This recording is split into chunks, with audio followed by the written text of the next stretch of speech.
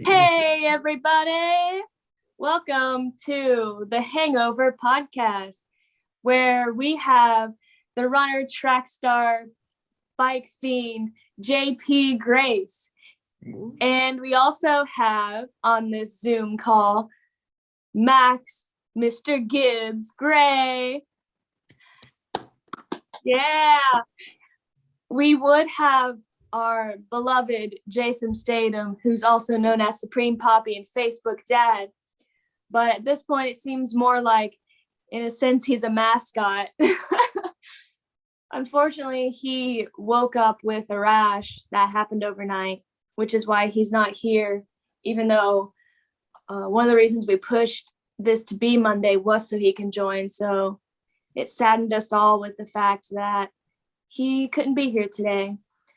But he's with us in thoughts and prayers for him to get better. And of course, there's myself, Ray Johnson, your host that is completely oblivious to what fantasy leagues are.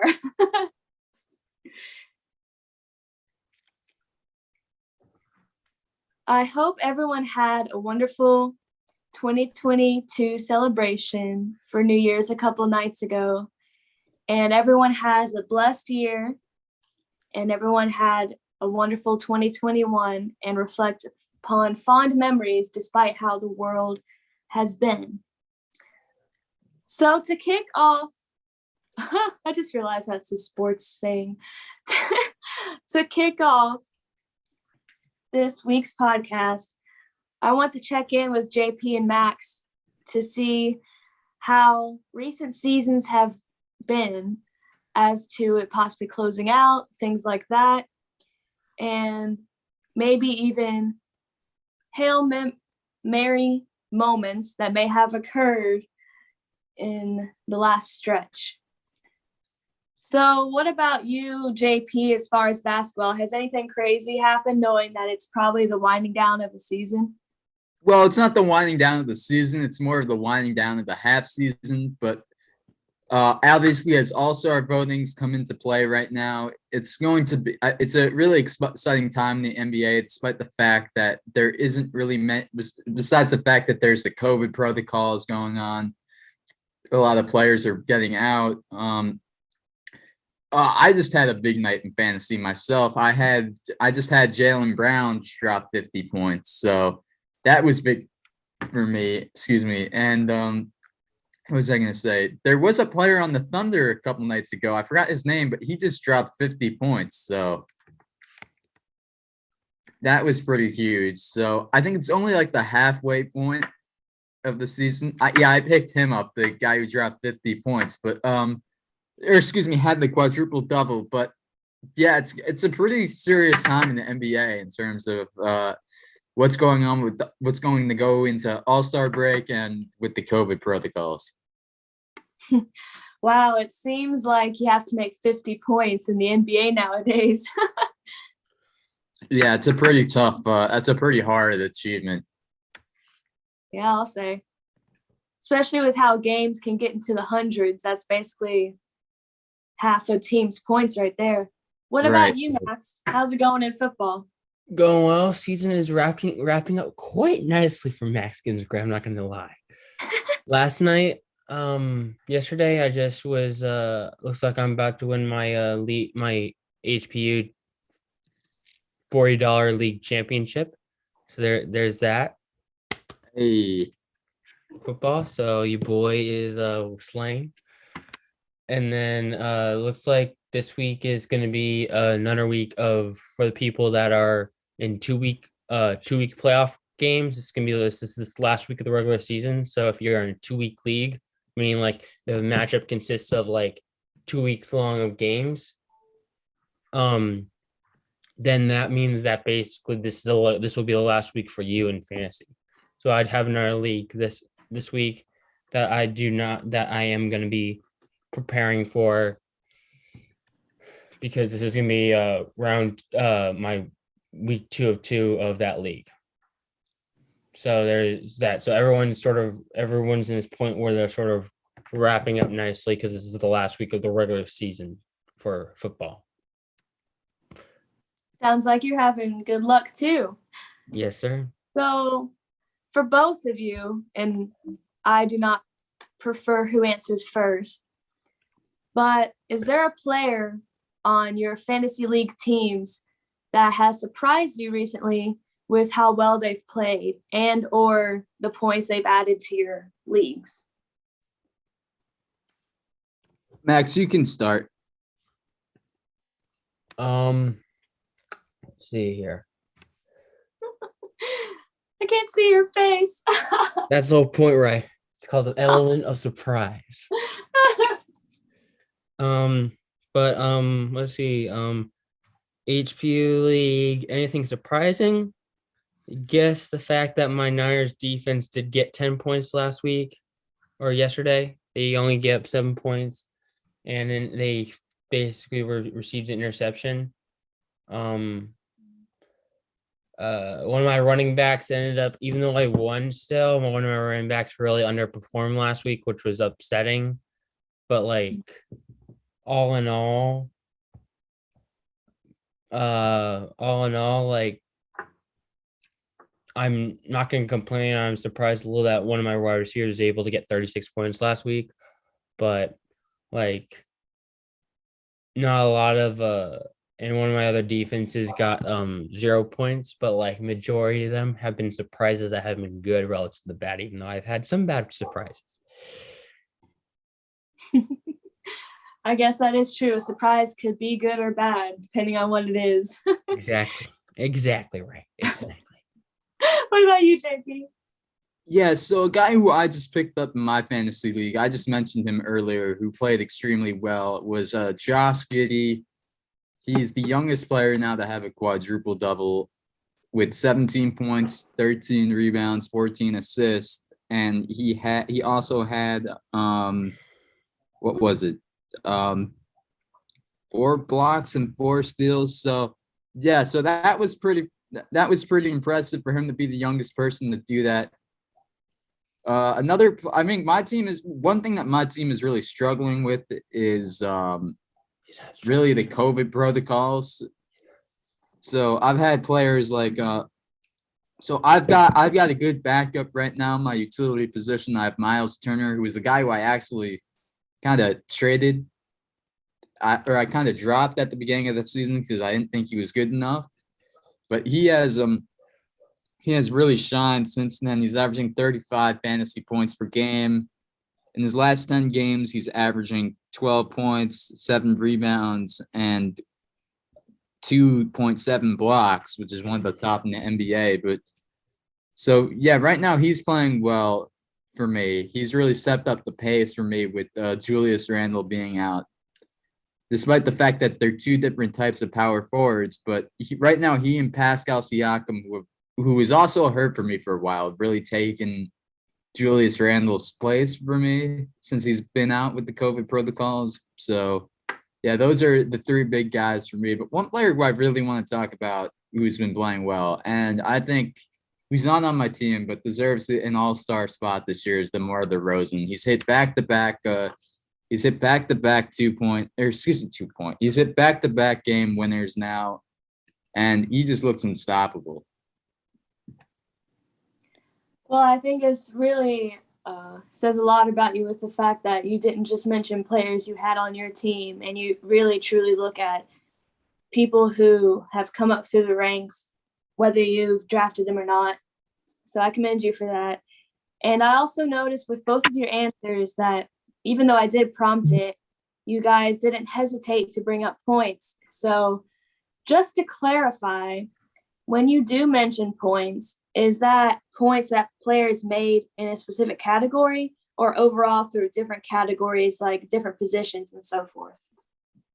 It's a combination. So I think I said this on the previous podcast. Like, you can have a player who, like Draymond Green, who averages like sub 10 points he averages sub 10 regular points, but he'll pass and rebound very well. So all of that equivalates to more points than a player who, like Terrence Ross on the Magic, who will only drop like 20 points and one of each other stat category. So so it really all depends on all around play for basketball, not just the scoring, which is great because it makes that utility position much, much better to see that it's not all about scoring, which is why we see players like Julius Randle, who's on my team, who's not playing particularly well, but he's still putting up a lot of fantasy points because yes, he does turn the ball over quite a lot, but he can rebound and pass, so that kind of makes up for it. And it's like that for a lot of players. Like scoring and your effect on your team doesn't affect all of your points. It's also rebounding, steals, assists, and blocks. Thank you for clarifying. What about you, Max? Is it the same principle in football? Football, like in the sense of scoring, it's just like depends on like the position you're at. So like, like wide receiver, you'll get points each catch you make plus the yardage you get from the catch. So and then like tight end, it's the same. Running back, it's the carry plus like the yardage you get plus the touchdown rate. Same thing for the wide receiver, the touchdown rate too. And then like for the quarterback, it's sort of like, interceptions, fumbles are negative points, and then positive points are like how many yards you're able to throw and run and how many touchdowns you're able to put you're allowed to either run or pass into the end zone. So that's sort of like how like the points would work usually around Burrow. And then defense is just sort of like interceptions, picks, fumbles, and then sacks. Usually what you gain points and then you get negative points for basically how many yards you give up, your defense gives up, and how many points the other team scores on your defense. Well, thank you so much for outlining that. Yeah. I got outline. I like outline. Again, for both of you, I'm curious as to if there has been a position specifically that you underestimated as to how much it contributes to your score. Like, let's say for basketball, it's a post guard, and you didn't expect that person to add as much fuel to the point system as anticipated. Is there anything like that you found to be true as you've done fantasy for as long as you guys both have had? I mean, yeah, the one position that I think is very vital, and I kind of messed this up with my draft this year, and it's kind of messed me up, is the small forward position, because now I recently made a trade for Max. I don't know who I gave up. I gave up, I think, Harrison Barnes for D'Angelo Russell, which is a great move. No offense, Max, but I felt so bad for you. I made the trade because I felt so bad for you because you're complaining about small forward in the group chat. Well, I was complaining about Anthony Davis the last time. I don't know. You're complaining about a lot of stuff. Okay, yeah, I guess I was. But anyway, back to what I was saying. That was that's big. Yeah, that small forward position. That's where we see players like LeBron, like Jason Tatum, like Jaylen Brown, Kevin Durant. All these big players are small forwards, and it's a position where you can see a lot of players like LeBron get a lot of assists. It's a position where you can see where I just feel like it's a very big middle position to have on a fantasy team. So that's why I think it's important. Yeah. Like that's sort of why I draft on my first like 10 picks besides point guard were all small forward, because the thing with the small forwards is if you look at their draft where you could put them, yeah, you can put them at small forward, but a lot of them, you can also put them at power forward, right? So yeah. Like there's that's why I always go after the small forward, because there's so much versatility there where you could plug and play wherever you want to put it. Yeah, I mean, look at right now my starting small forward because of COVID is Miles Bridges. So he's been playing well, but again, yeah, that just shows you how important, as you said, the small forward position is really important to fantasy basketball. Yeah, there's in a terms of dozen all the point other guards. positions. There's only a few small forwards. Yeah. I mean, point guards are also very important, but I feel Yeah, like yeah. small It's important, but there's a dime a dozen of them. yes. I don't know why, but until Max just repeated it just now, I kept thinking that instead of forward, you guys were saying four, and I was very confused. Forward, yeah. Yeah. Almost. Forward, yeah. Like going forward in motion, Ray. All right. I also want to get your perspective on this question for football, Max. Yes. Oh no. Well, like position wise, there's less like positional like versatility in football, in the sense of like, you'll draft your quarterback, you can draft a backup quarterback on the bench, and then you can get like as many running backs as possible to fill 2 running back spots. I usually draft around 5 running backs in the draft, and 6 wide receivers, but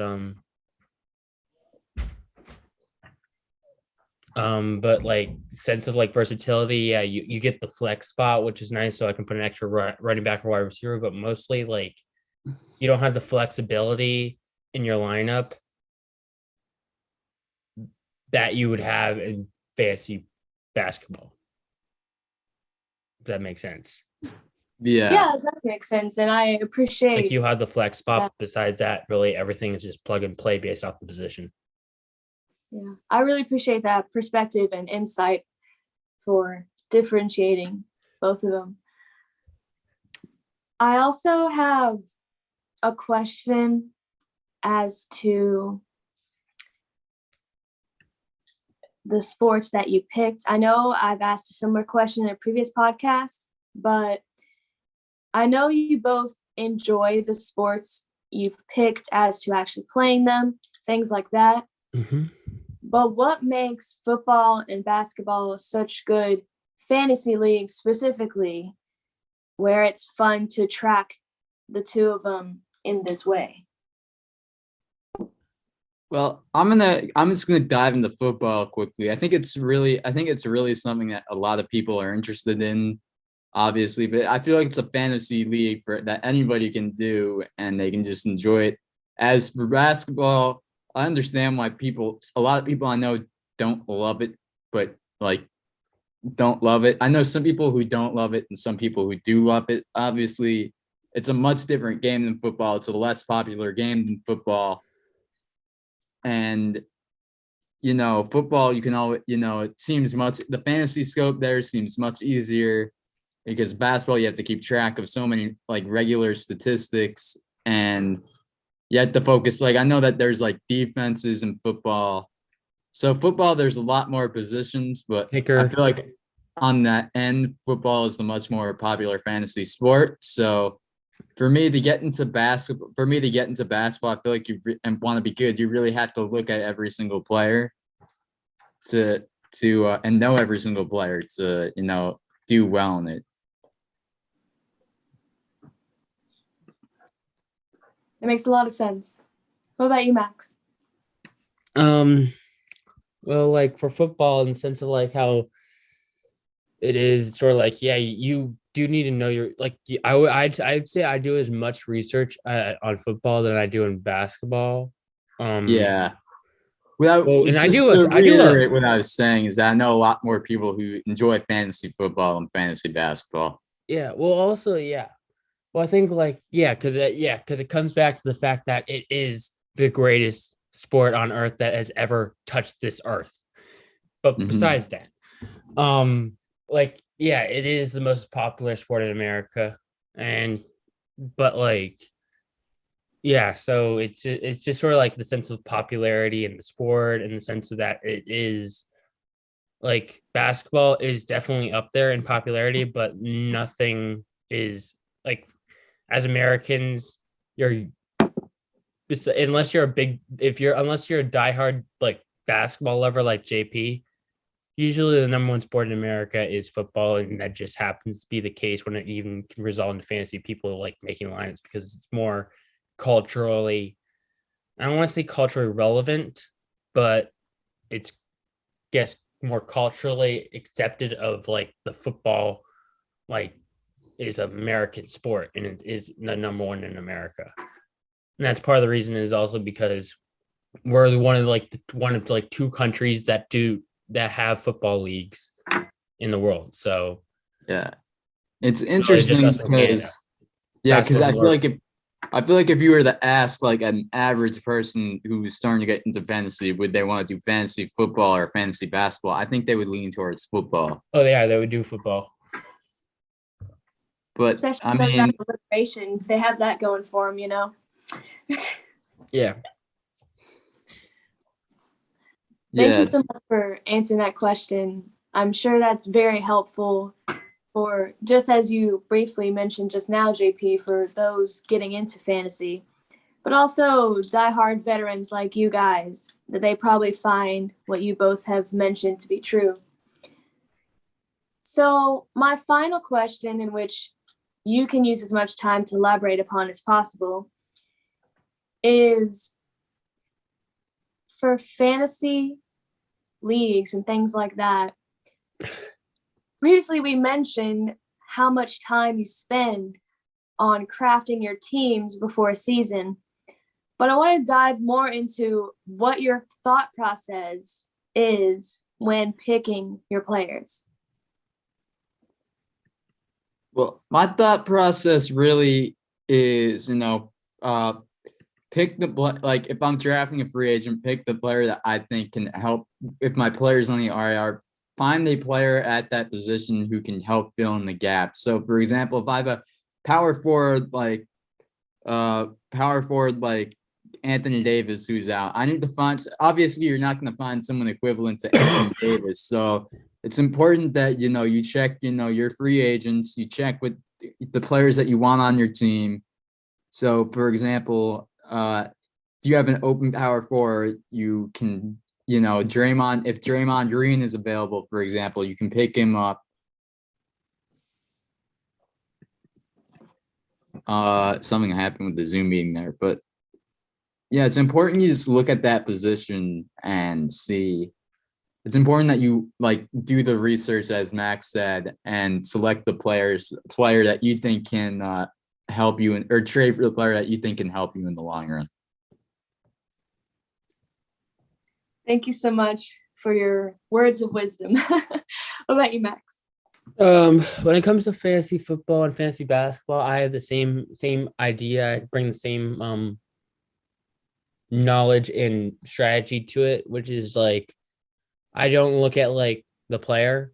I look at your position. I don't care who the player is. I look at versatility. And since when I mean versatility, I mean like when I have you on the bench, can I plug you at small forward, and center, or power forward and center? I'm not going to leave a guy who's only has a center position on the bench. I will drop him in a heartbeat because I look at versatility. So because I don't want to, if I already have like a person in that position, I don't want to wait until that person's out just to fill the lineup. I want to utilize that person as much as possible. So I want like my power forward and center to be like on a bench, and I can use them as both positions. So it's just all about versatility for me and being able to use everyone as much as I can. That makes sense. That seems to be a winning strategy right there. And I feel it's that mindset as to why both of you are doing very well in your leagues at the moment. Max is sucking in my league in the fantasy basketball. Nope, I'm not sucking. No. We won't. Oh wait, talk. you beat me last week. I beat you last week, bitch.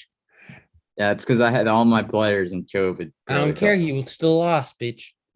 That's my only loss this season. I'm still like I'm not doing that bad in the league. Yeah, no, I'm just joking with you. Come on, man. I'm actually doing pretty well. I'm right now in third place at 4-4, man. I won 2 straight. Nice. There you go. So for anyone at home wondering, respect the name. So anyone at home wondering, even though JP and Max do know what they're talking about, do not take us seriously because we're a bunch of goofballs. Amen to that. Amen to that, sister. Well, I hope everyone watching this has enjoyed the commentary of this week's podcast. And we hope that your friends and family have had wonderful time spending time with you over this holiday season of Christmas and New Year's. And we will see you next week on our regularly scheduled day, Sunday, most likely. Who knows? Are there any final words you guys have to say before I officially close this week's episode? No, not really. Just have a nice week.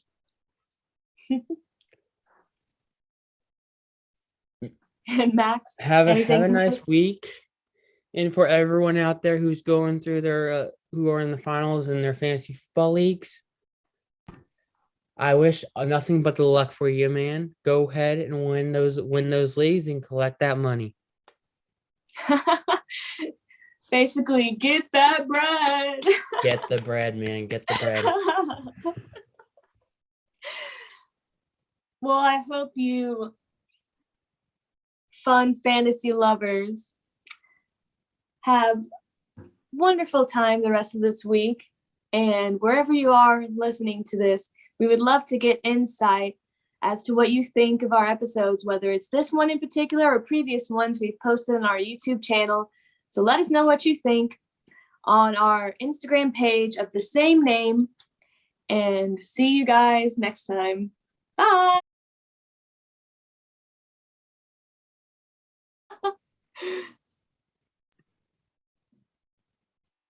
Max, is it done recording? I know it's not. No, it's not. You're talking. It's not.